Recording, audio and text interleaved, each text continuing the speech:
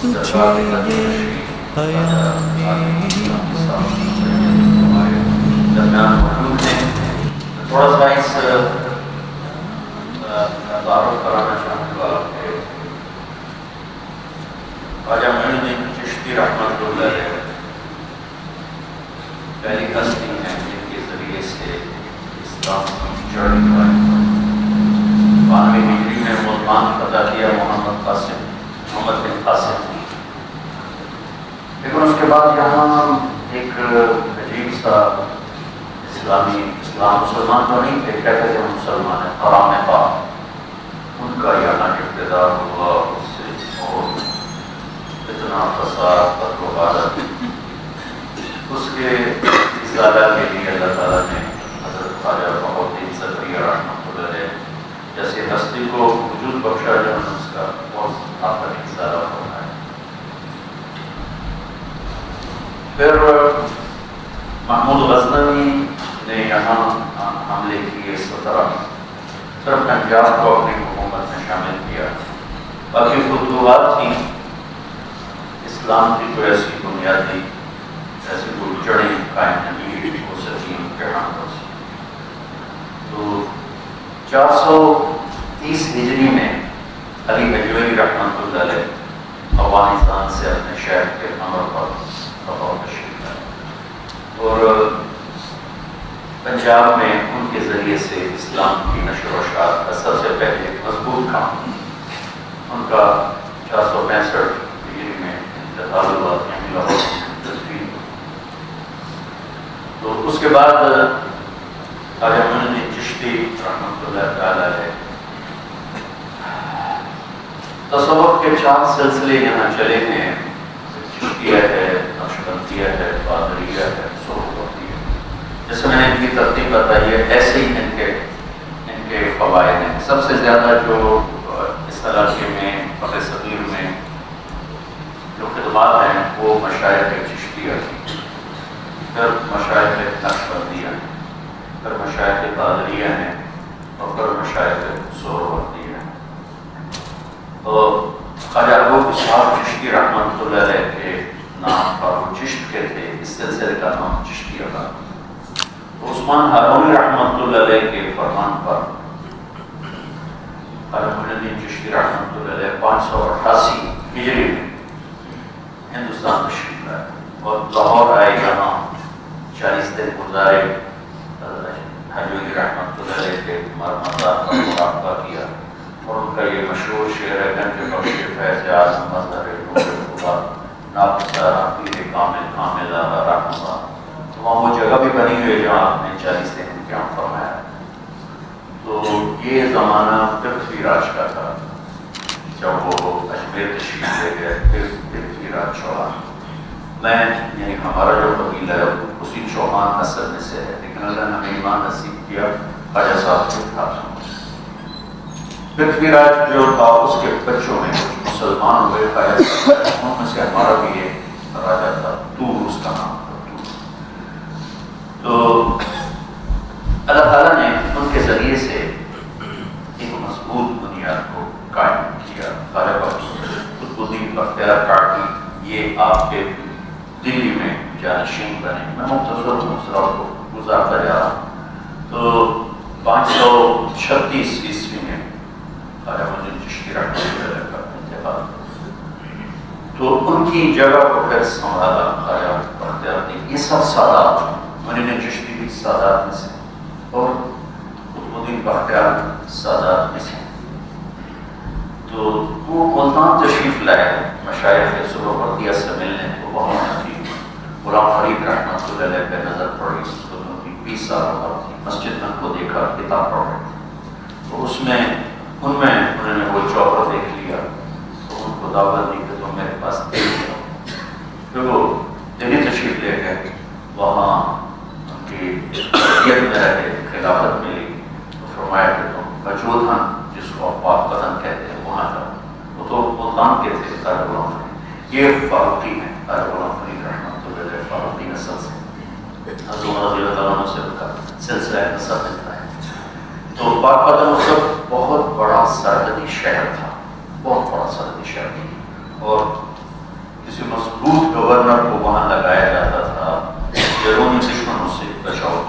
زمانہ تاتار کے حملے بہت زیادہ تھے، مغلوں کے، تاتاروں کے حملے، تو ملتان اور دیپالپور بڑی مرکزی جگہ تھی جہاں ایک بڑی مضبوط فوج رکھی جاتی تھی اور مضبوط گورنر رکھا جاتا تھا، چونکہ تاتاریوں کے سارے حملے ادھر سے ہی ہوتے تھے۔ یہاں اللہ تعالیٰ نے ان کے فیض کو دو ہستیوں سے جاری فرمایا، ایک ان کے بھانجے علاؤالدین صادق کیریئر رحمۃ اللہ علیہ، ان سے سلسلہ چلا چشتیہ صادریہ، اور دوسرے خواجہ نظام الدین اولیاء رحمۃ اللہ علیہ، یہ 20 برس کی عمر میں پہنچے باقاعدہ، اور اگلے ہی دن خواجہ صاحب نے ان کو خلافت دے دی، لیکن 1 سال اپنے پاس رکھا۔ خلافت اس سے اگلے دن عطا فرمائی، لیکن اپنے پاس 1 سال رکھا، اور 1 سال کے بعد پھر روانہ فرمایا دہلی کی طرف۔ حضرت کی پیدائش بدائیوں یہ ایک سادہ خاندان ہے، بخارا میں جب مغلوں کے حملے ہوئے وہ وہاں سے لٹ پٹ کے آئے اور ہندوستان میں لاہور میں قیام فرمایا، پھر لاہور سے ان کے دادا اور نانا ہجرت کر کے بدائیوں تشریف لے، وہاں حضرت کی پیدائش ہوئی۔ 636 ہجری میں دنیا میں تشریف لائے، اور بعد 5 برس کی عمر میں والد کا سایہ سر سے اٹھ گیا۔ یہ مجھے ابھی وہ کتابچہ دیکھا، اس میں نسب نامہ لکھا ہوا تھا، تو میں نے دیکھا تو میں وہی آپ کو سنا رہا ہوں کہ ان کا پیدائشی نام ہے محمد، نظام الدین ان کو لقب ملا، غیاث الدین بلبل نے وہ شمس الملک کا ٹائٹل ہے، شمس الملک نظام الدین کی آپ کے ٹائٹل ہیں، نام آپ کا محمد ہے، بن احمد بن عبداللہ بن علی بن حسن بن احمد بن ابو عبداللہ بن جعفر ثانی بن علی نقی بن محمد تقی بن موسیٰ کاظم بن جعفر صادق بن محمد باقر بن زین الدین بن حسین بن علی یا بن فاطمہ بنت محمد یا بن ابو طالب، لیکن حضرت محمد سے سلسلہ لے کے چلتا ہوں، بن محمد بن عبداللہ بن عبد المطلب بن ہاشم بن عبد مناف بن قصی بن کلاب بن مرہ بن کعب بن ربیع بن غالب بن فاہر بن مالک بن نضر بن کنانہ بن خزیمہ بن مدرکہ بن الیاس بن مضر بن نزار بن معاذ بن عدنان بن خوبت بن حمیسہ بن سلامان بن عوس بن طوس بن قموال بن طبی بن عوام بن ناشر بن حزاب بن بلغاس بن یدلاف بن طابق بن جاہم بن ناقش بن ماخی بن عیف بن اختر بن عبید بن الدواء بن حمدان بن سنبر بن یثربی بن یحزن بن یلحن بن ارعبا بن عید بن هشام بن عیسر بن حقنات بن ایہام بن مقصر بن ناحر بن سارق بن سمی بن مزی بن عوض بن عرام بن قیدار بن اسماعیل بن ابراہیم بن آدر بن نعبور بن سلوک بن رعوب بن فائل بن عابر بن ارفشاد بن سام بن نوح بن لامک بن مدوشار بن ادریس بن یرد بن مدل ایل بن قینان بن آنوش بن شیسبہ بن آدم علیہ السلام۔ یہ آپ کا سلسلہ نسل ہے، میں نے آپ کے خدمت میں پیش کیا جو بھی آپ نے مجھے کتاب دکھائی۔ تو یہ دور بڑی شورش کا دور ہے، مغلوں کے حملے اور بادشاہوں کی نااہلیاں، غیاث الدین بلبن کا دور تھا جب حضرت دلی میں تشریف لائے۔ غیاث الدین بلبن بہت نیک بادشاہ، اس کا ایک واقعہ بڑا زبردست ہے۔ شمس الدین التمش یہ بادشاہ وقت تھا، تو اس کے سامنے غلام پیش کیے گئے، انہوں نے اپنے پسند کے خریدنے تھے، تو اس میں انہوں نے 20 غلاموں کی ایک لائن پڑھی، تو 19 پسند کر لیے، ایک چھوٹا تھا تو رنگوں کا اچھا نہیں، اس کو چھوڑ دیا۔ تو وہ جسے چھوڑ دیا وہ کہنے لگا التمش سے کہ آپ نے انہیں کیوں خریدا ہے؟ وہ کہنے لگا اپنے لیے۔ انہوں نے کہا مجھے اللہ کے لیے خرید لو۔ تو التمش کو یہ جواب بڑا پسند ہے، میں نے کہا بالکل۔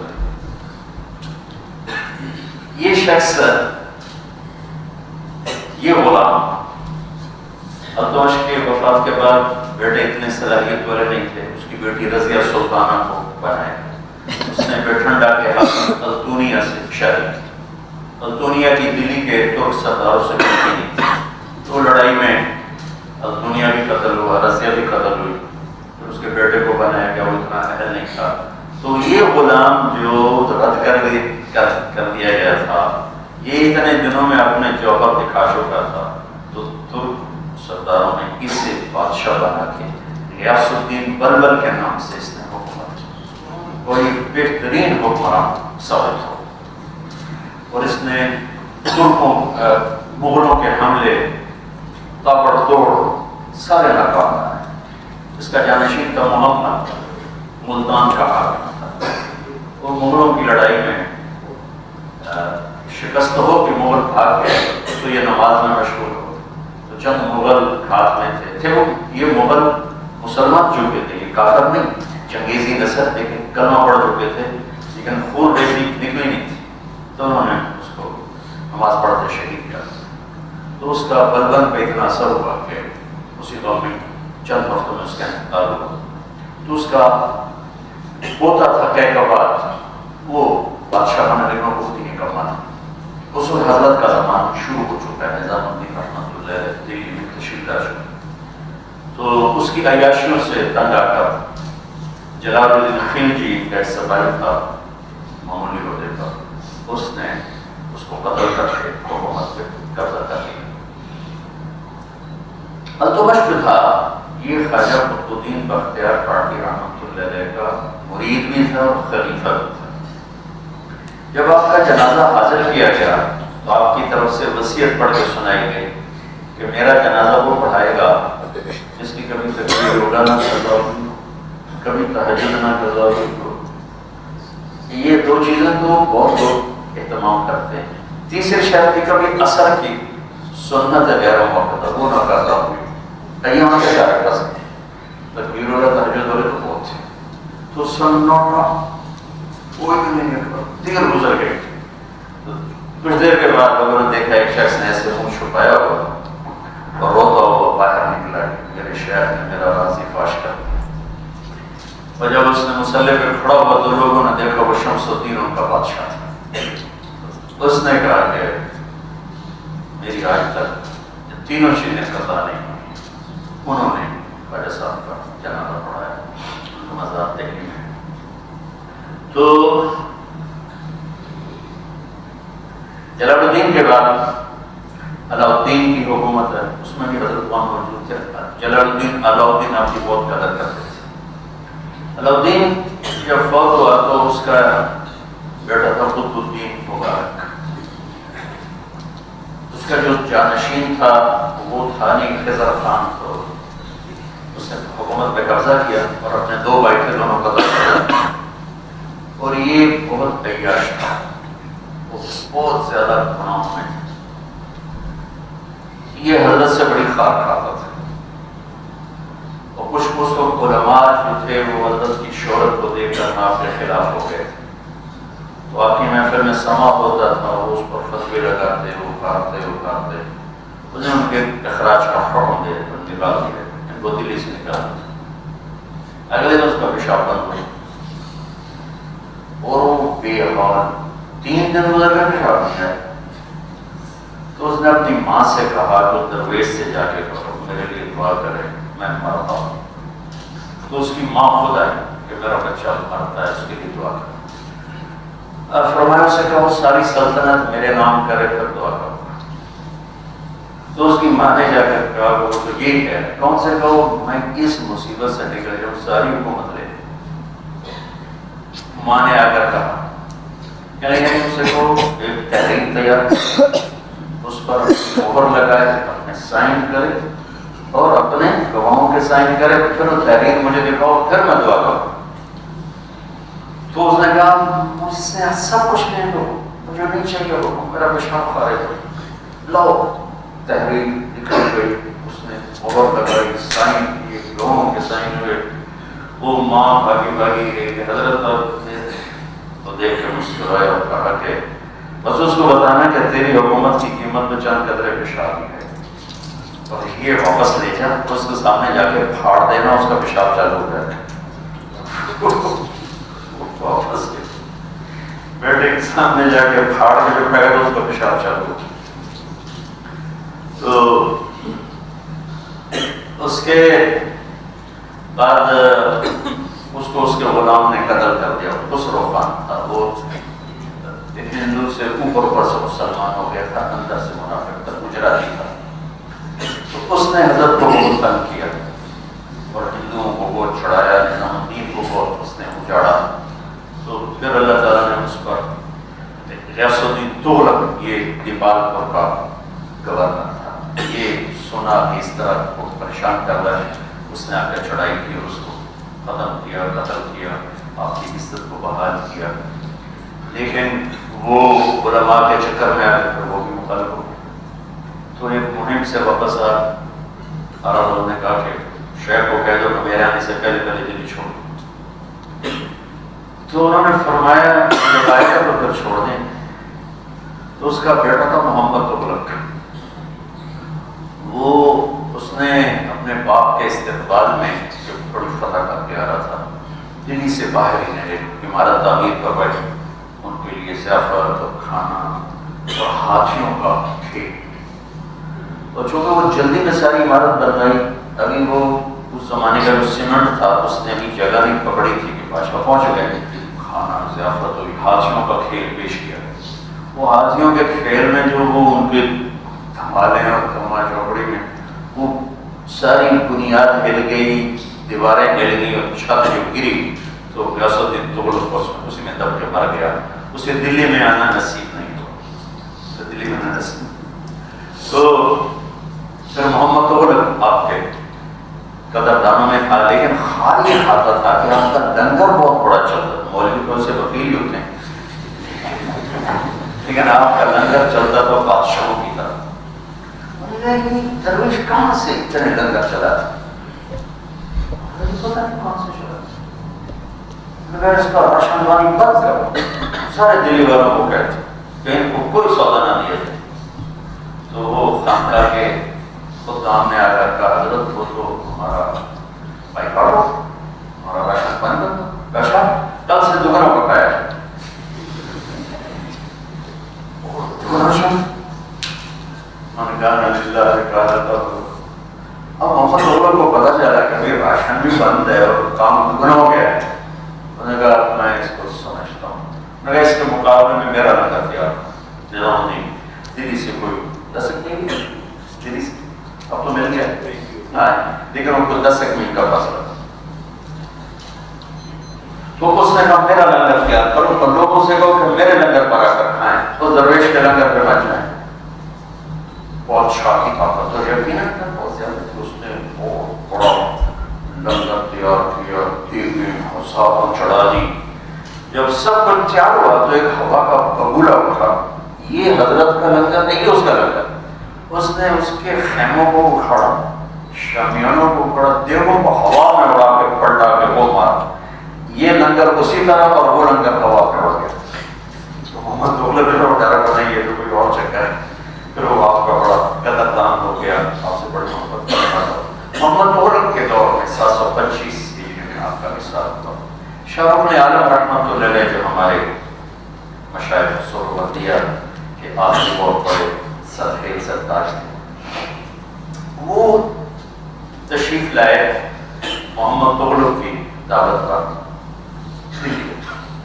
حضرت سے ملاقات ہوئی تو جب انہیں جانے کا ارادہ کیا تو فرمایا ابھی رک جاؤ، روک۔ 1 سال گزر گئے، 1 سال کے بعد پھر انہیں اجازت چاہیے، کہا نہیں ابھی رک جاؤ۔ 1 سال اور گزر گئے، پھر انہیں اجازت چاہیے، کہا نہیں ابھی رک جاؤ۔ پھر سال کا آخر آ گیا تو مرض الموت شروع ہو گئی۔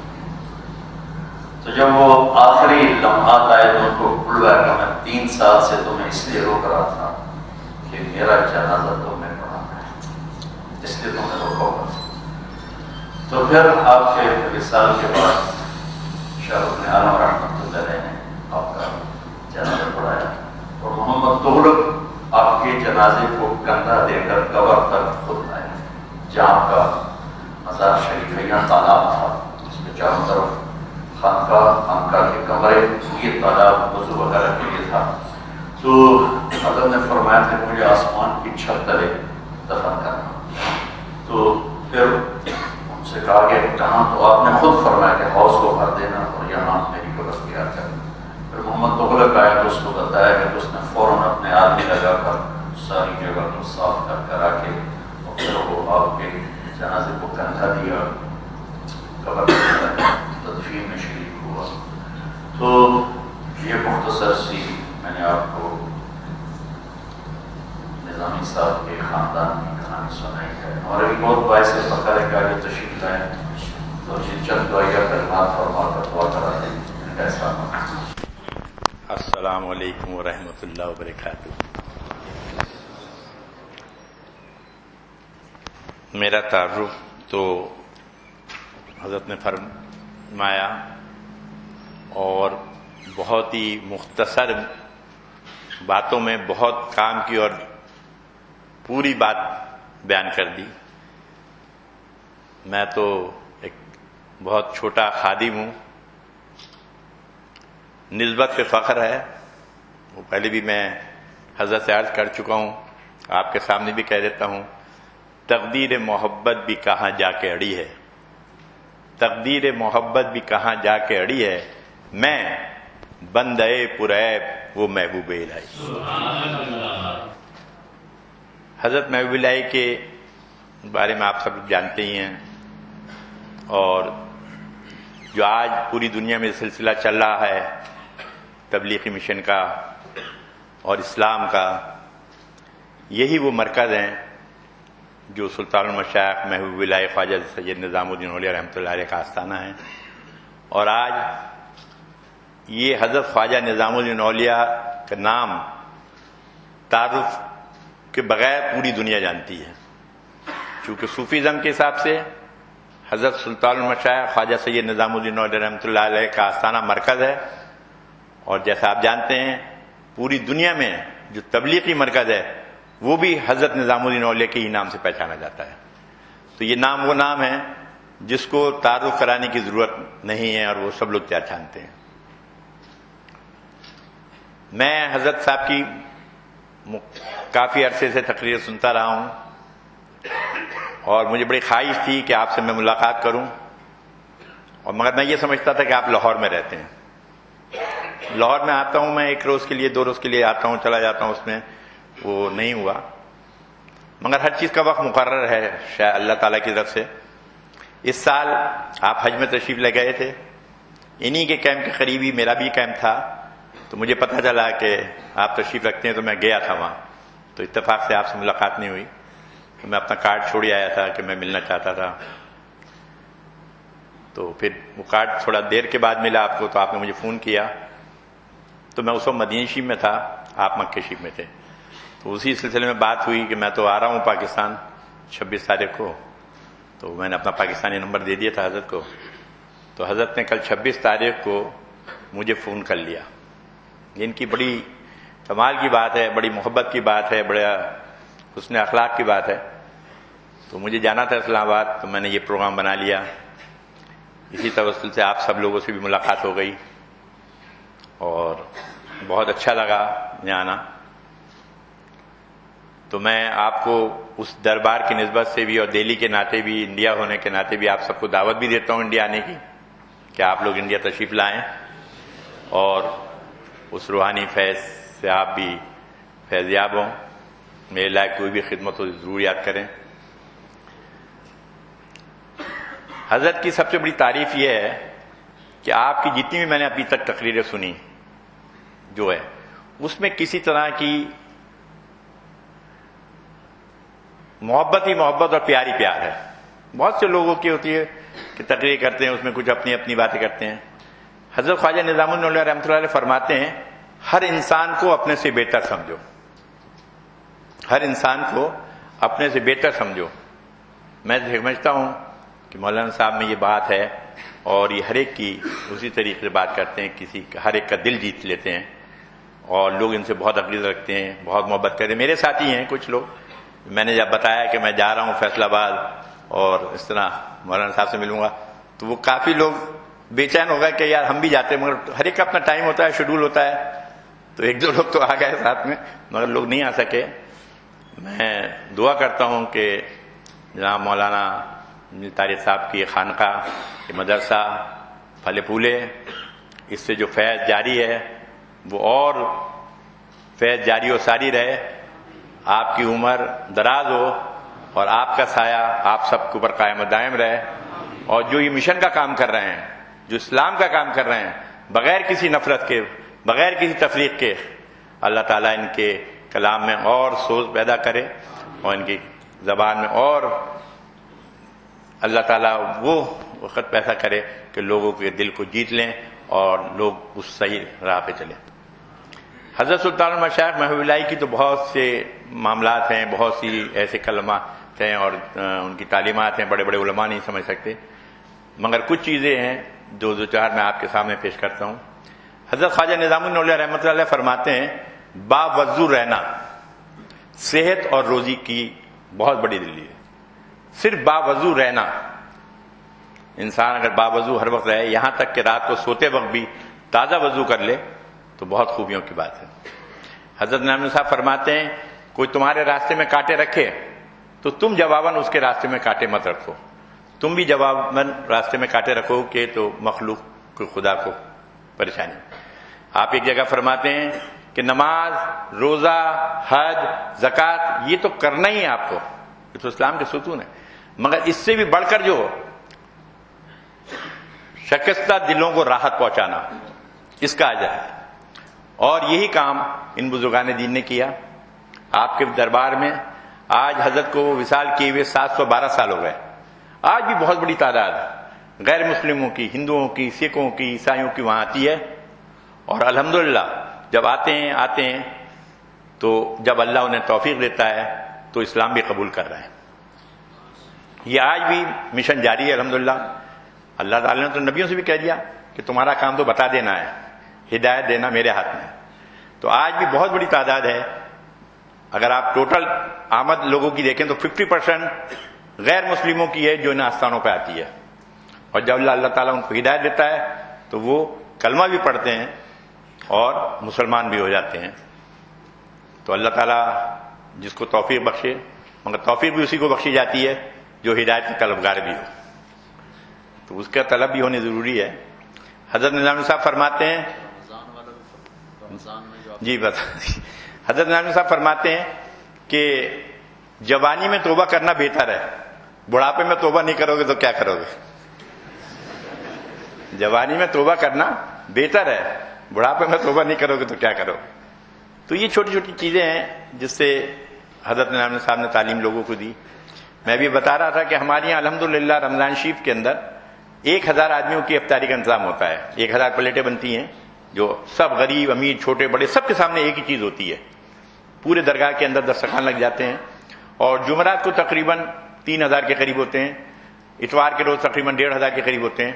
اس میں بہت بڑی تعداد ایسی ہوتی ہے جو مسلمان تو ہیں ہی سب، مگر کافی لوگ ایسے ہیں جو غیر مسلم ہیں، جو فروٹ لے کے آتے ہیں، کھجور لے کے آتے ہیں، بڑے اہتمام کے ساتھ آتے ہیں، نہا دھو کے آتے ہیں باقاعدہ طریقے سے کہ ہم ایسی جگہ جا رہے ہیں. اور جمعرات اور جمعے کی وہ سمجھتے ہیں اہمیت کافی نا، تو وہ جمعرات جمعے کو باقاعدہ مسلمانوں کی طرح ہی روزہ رکھ کے آتے ہیں، باقاعدہ سحری کرتے ہیں. کیونکہ جو روزے ہیں نا تو ہندوؤں کے تو بہت پہلے سے ہیں، ان کے برت کہتے ہیں، مگر ان کا سسٹم الگ ہے. وہ اناج نہیں کھا سکتے، جوس پی سکتے ہیں، پانی پی سکتے ہیں، سحری کا نہیں ہے. سحری کا فرق جو ہے وہ اسلام کے روزوں میں اور ان کے روزوں میں فرق لکھا ہے. تو وہ باقاعدہ سحری کرتے ہیں، اسی ٹائم سے مسلمانوں کی طرح روزے رکھتے ہیں. اور جب مغرب کی نماز ہوتی ہے روزے کے بعد تو اسی صفوں میں کھڑے ہو جاتے ہیں اور ویسے ہی رکوع سجدہ کرتے ہیں جبکہ انہیں نماز وغیرہ نہیں آتی. اور جب اللہ انہیں توفیق دیتا ہے تو پھر کلمہ بھی پڑھ لیتے ہیں. اب دیکھیں نا آپ کہ کپڑا ہے، اس پہ آپ پانی ڈالتے رہیے، صابن لگائیے تو میل تو کٹے گا ہی نا اس کا. جب وہ ایسی فضا میں رہیں گے، بہت سی چیزیں ایسی ہیں جو آپ لفظوں میں بیان نہیں کر سکتے، تحریر میں بیان نہیں کر سکتے، وہ انسان محسوس کرتا ہے. اللہ تعالیٰ ایک روز لائے کہ آپ لوگ وہاں پہ آئیں تو ایک ماحول کا اثر پڑتا ہے. آپ اس مدرسے میں ہیں، اس مدرسے میں جب آپ بیٹھیں گے تو آپ کے خیالات کچھ الگ ہوں گے، باہر ہوں گے تو وہ خیالات الگ ہوں گے۔ ایسے ہی ان آستانوں پہ یہ بزرگان دین جو ہیں، اولیاء اعظام ہیں، انہوں نے اللہ کو راضی کیا ہے، تو ان کے وہاں پہ آنے کی، وہاں پہ اللہ تعالیٰ کی رحمتوں کا نزول ہوتا ہے۔ جب ہم وہاں بیٹھتے ہیں تو وہ رحمتوں کا نزول ہمارے اوپر بھی ہوتا ہے، تو جب وہ نزول ہوگا تو اس کے اثرات تو ہوں گے نا۔ تو جہاں بیٹھنے کے بعد جو سکون ملتا ہے، جو کیفیت ہوتی ہے، جو دین کی طرف راغبت ہوتی ہے، جو حضور صلی اللہ علیہ وسلم کی محبت، صحابہ کی محبت اور تمام نماز روزے کی طرف جو کیفیت ہوتی ہے، وہ آپ لفظوں میں بیان نہیں کر سکتے، وہ آپ محسوس کر سکتے ہیں۔ تو میں دعا گو ہوں کہ اللہ تعالیٰ ایک روز وہ کرے کہ آپ لوگ بھی وہاں تشریف لائیں اور وہاں کے فیض سے حاصل کریں، اور خصوصی دعا کرتا ہوں کہ ہمارے مولانا جمیل طارق صاحب کے اللہ تعالیٰ عمر دراز عطا فرمائے اور اس مدرسے کو، اس خانقاہ کو اور اتنی ترقی دے کہ یہ چمن ہمیشہ پھلتا پھولا رہے اور یہاں سے لوگ فیض حاصل کرتے رہیں۔ یہ ثواب جاریہ ہے، یہ انشاءاللہ تا قیامت جاری و ساری رہے گا۔ اللہ تعالیٰ ہم سب کو دین کے اوپر عمل کرنے کی توفیق عطا فرمائے، حضور صلی اللہ علیہ وسلم کی محبت عطا فرمائے، اور اللہ معاف کرنے والا ہے، جو کوئی ہم سے غلطیاں ہوئی ہیں، جو کوتاہیاں ہوئی ہیں، اس کو اللہ تعالیٰ اپنے محبوب کے صدقے میں معاف فرمائے۔ اسی کے ساتھ آپ سے اجازت لوں گا، تو آپ کرائیے۔ اعوذ باللہ من الشیطان الرجیم، بسم اللہ الرحمن الرحیم، ان اللہ وملائکتہ یصلون علی النبی یا ایھا الذین آمنوا صلوا علیہ وسلموا تسلیما، اللهم صل علی سیدنا مولانا محمد وعلی آل سیدنا مولانا محمد بارک وسلم، ربنا آتنا فی الدنیا حسنۃ وفی الآخرۃ حسنۃ وقنا عذاب النار وادخلی جنۃ الابرار یا عزیز یا غفار رب العالمین۔ یا اللہ، جتنے بھی ہم حاضرین مجلس ہیں یا جو کسی مجبوری کی وجہ سے یہاں نہیں آ سکے، یا اللہ ان کی سب کی بھی حاجوں کو قبول فرما۔ یا اللہ جتنے بھی حاضرین مجلس ان کے سب کے ایمان میں برکت عطا فرما، رزق میں برکت عطا فرما، کاروبار میں برکت عطا فرما، سب کو حج بیت اللہ نصیب فرما، گنبد خضر کی ذات سے مشرف فرما، نور محمد کو روشن فرما، بزرگان دین اولیاء العظام کی تعلیمات پر عمل کرنے کی توفیق عطا فرما۔ یا اللہ ناگہانی پریشانیوں سے، حاسدوں کے حسد سے، شیطان کے شر سے ان سب کو محفوظ فرما۔ یا اللہ ہمیں نماز میں، روزوں میں، حج میں، جو بھی اللہ تعالیٰ کی عبادت کریں اس میں ایک سرور پیدا فرما، ہمیں سچی محبت عطا فرما، ہمارے سب کے گناہ کبیرے گناہ صغیروں کو معاف فرما دے۔ یا اللہ اپنی رحمت کا معاملہ کر دے، اپنے پیارے محبوب کے صدقے میں رحمت کا معاملہ کر دے۔ یا اللہ جن جن کے جو جو مقاصد ہیں، جو جو دین و دنیا کے معاملات ہیں، یا اللہ ان میں سب میں کامیابی، کامرانی، بلند اقبالیاں، صحت و سلامتی عطا فرما۔ الہی وقت خوش، راحت دل آبدیدہ عطا فرما۔ یہ بابا صاحب کی دعا ہے جو بابا صاحب نے حضرت محبوب اللہ کو عطا کی تھی۔ الہی وقت خوش، راحت دل آبدیدہ عطا فرما۔ الہی وقت خوش، راحت دل آبدیدہ عطا فرما۔ بسم اللہ الرحمن الرحیم، یا دائم الفضل البریہ، یا باصل الطین بالعطیہ، ویا صاحب المواہب السنیہ، ویا دافع البلاء والبلیہ، صلی علی محمد وعلی آل برۃ النقیہ، واغفر لنا بالعشاء العشیہ، ربنا توفنا مسلمین والحقنا بالصالحین، وصلی علی جمیع الانبیاء المرسلین وعلی الملائکۃ المقربین، وسلم تسلیما کثیرا، سبحان ربک رب العزۃ عما یصفون، والسلام علی المرسلین والحمد للہ رب العالمین، باقی لا الہ الا اللہ محمد رسول اللہ صلی اللہ علیہ وسلم۔